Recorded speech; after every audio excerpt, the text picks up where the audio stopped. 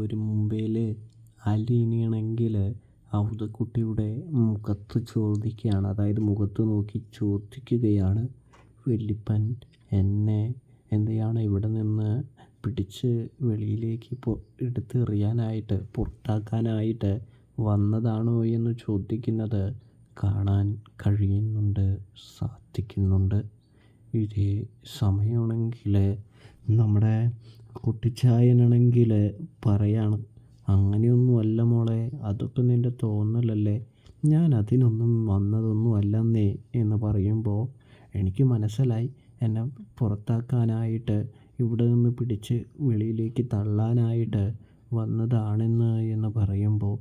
അങ്ങനെയൊന്നും അല്ല എന്ന് കുട്ടിച്ചായൻ അലീനയോട് പറയുന്നത് കാണാൻ കഴിയും, സാധിക്കും. പ്രേക്ഷകരെ, പ്രിയ കൂട്ടുകാരെ, അപ്പോൾ സബ്സ്ക്രൈബ്